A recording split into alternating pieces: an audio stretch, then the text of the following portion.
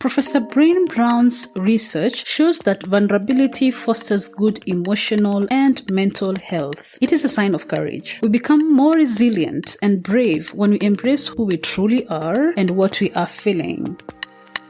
The Vulnerable Scientist podcast is a space for scientists to tell their honest and authentic stories. I am your host, Sarah Nyakeri, who happens to be a scientist, informal science communicator, and I help scientists create personal websites. If you want to support this show, go to www.patreon.com/thevulnerable-scientist. You can also follow this podcast on all social media platforms at TV Scientist Pod.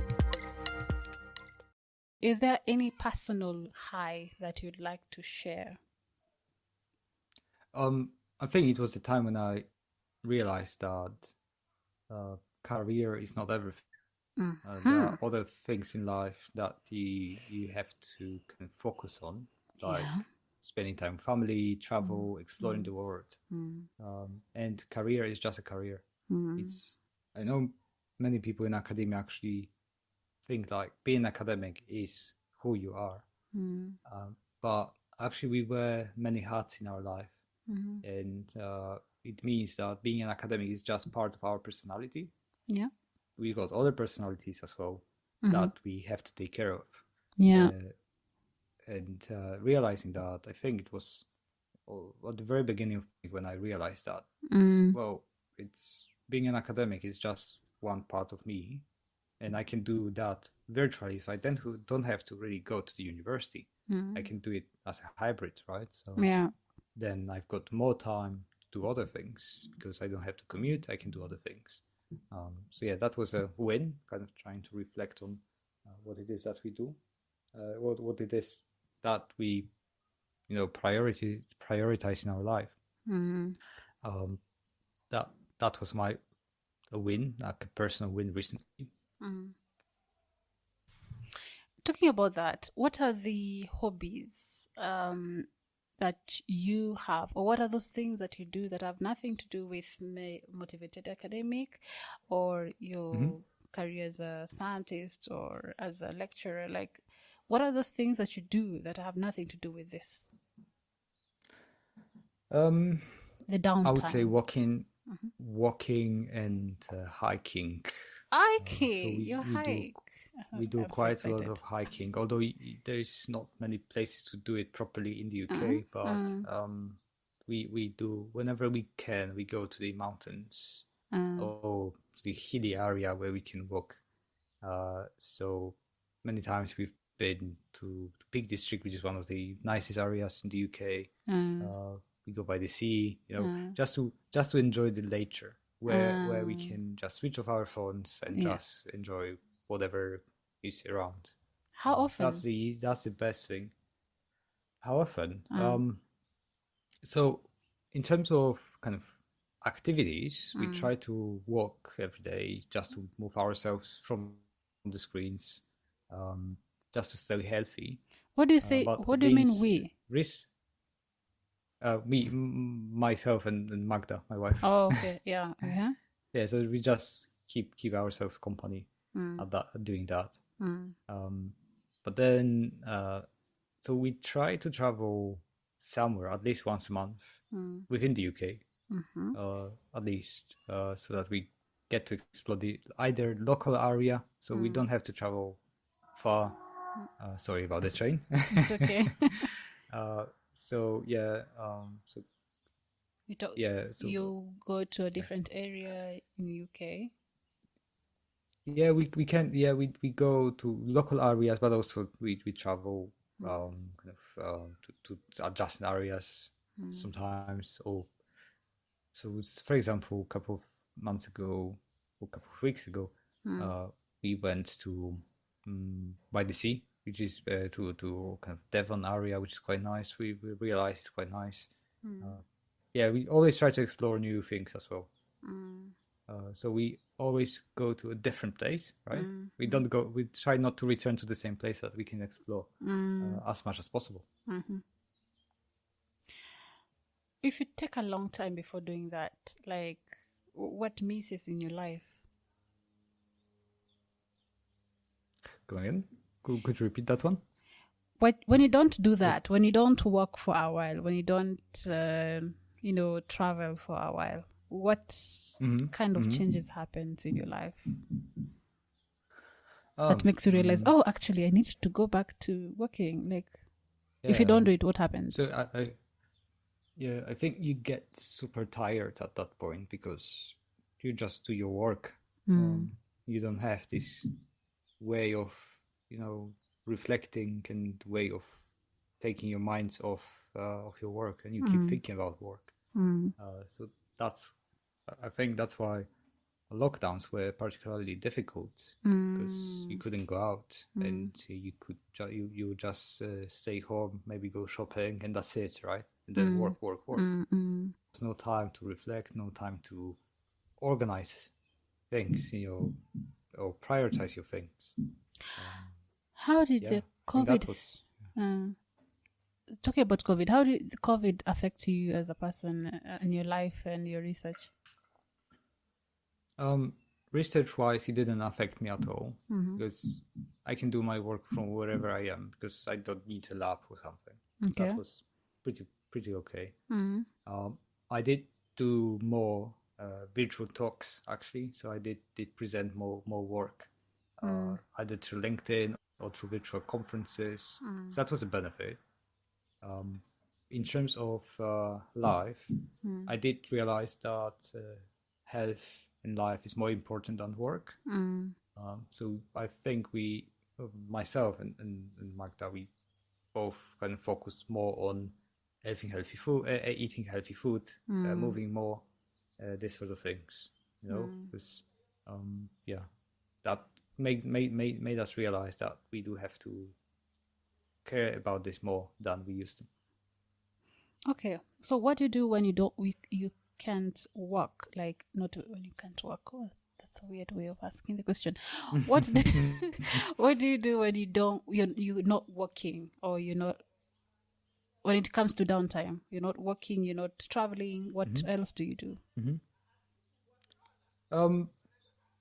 Listen to podcasts, or reading some books, doing courses, all of this stuff. Self-development is pretty much important, but I've recently realized that learning is only valuable if you do things with the learning. So if you apply it. So I tend to read quite a lot of books over the past months and years about self-development, more about communication, all of this stuff.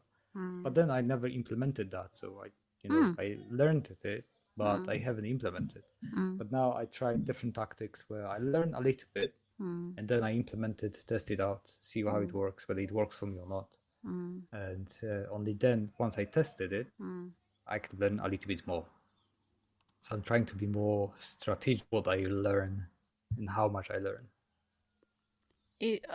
Which book would you recommend that you're currently reading, or that you really liked, that you like to recommend?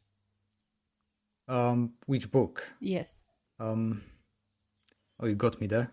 I've read so much that I don't remember titles. But if I were to, there's one particular book that influenced me quite a lot. Just don't remember it. It was about what? Yeah, I can check on my Kindle. Let me. I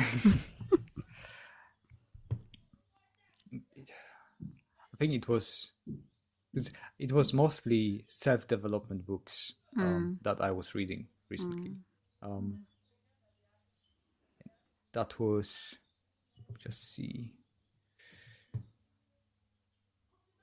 what was that? Right. So that was a book, Start With Why. Simon Sinek. Book Start With Why. So that book, Start With Why. Start With Why. Yes. Okay. So it basically explains why we should always ask ourselves why we do it and why it is important. So this kind of resonates. I read that 2 years ago. But that is the book that actually helped me to get on the self-development path and kind of think more strategically about why I do things and prioritize better. Yeah.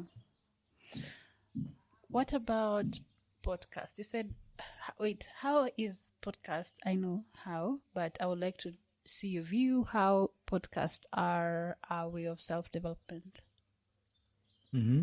And which is your favorite podcast and why?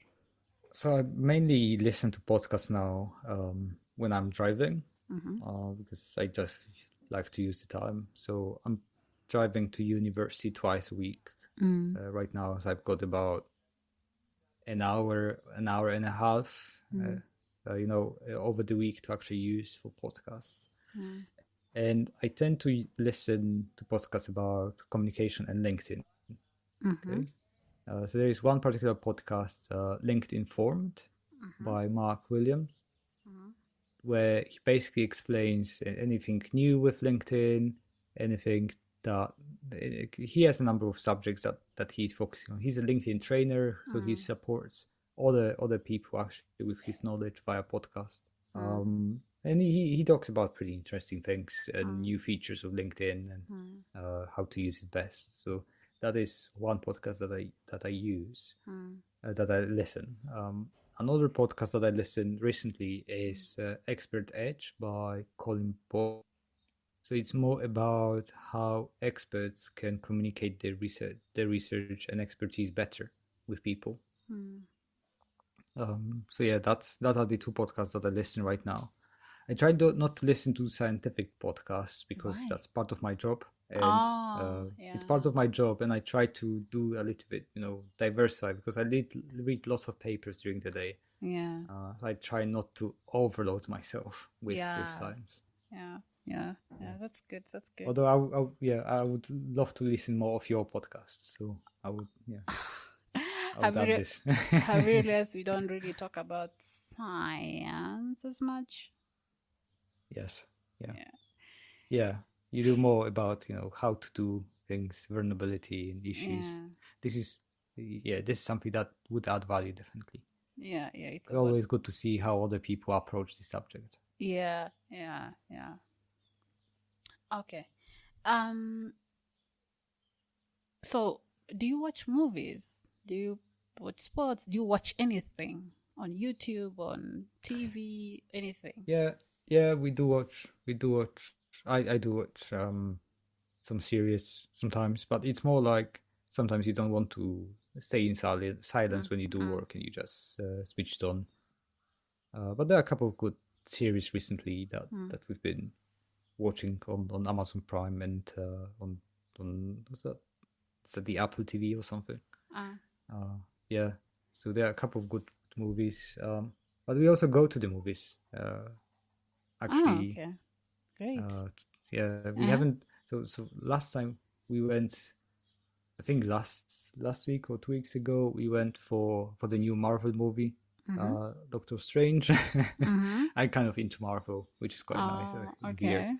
So that was the first time since the pandemic hit we went to the movies, and we used to go a lot, but now less often. With all the streaming services, you can basically get any movie you want on the TV.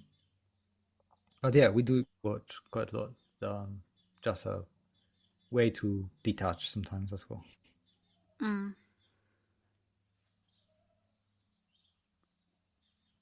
Okay. Is there anything that we've left out in terms of challenges, highs, and hobbies? I think that would be pretty much it. Yeah. Okay. Yeah. Is there any question that you hoped I would ask? Or is there any topic that you'd like to talk about? That I haven't introduced. I mean, we did quite a lot over this time. I guess we talked about my research. We talked about what I do at Motivated Academic. What are the challenges and issues that I faced? Not sure we missed anything, to be honest. That was quite nice reflection, to be honest. How do you feel after having this over 2-hour conversation? It is good to reflect. It is kind of good to see the journey, actually. Good to see the journey I've been through over the past couple of years. And it gives me a perspective of what was good, what was okay-ish, and what was the success. And actually, after this meeting, I would just reflect on it and see how I can improve, right? How I can learn from the failures even more, because some of the things that we discuss, I haven't thought about them in a long time. So I can actually reflect now properly and see how I can use that learning to actually improve my future work. Okay. Thanks for, telling your story, being vulnerable enough, and, just sharing your journey with this podcast. I'm happy to have you on this podcast. I'm really happy to be a guest, and hopefully to those who are listening, hopefully that was useful. And if you want any of my support, you know where to find me. I'm happy to share some of my contact details later on. And Sure, if you share them. if you're looking for a mentor, let me know. I can direct you to some of my colleagues, or I can support if I can support, of course. If someone wants to get in touch with you, apart from motivatedacademic.com, where else can they get you?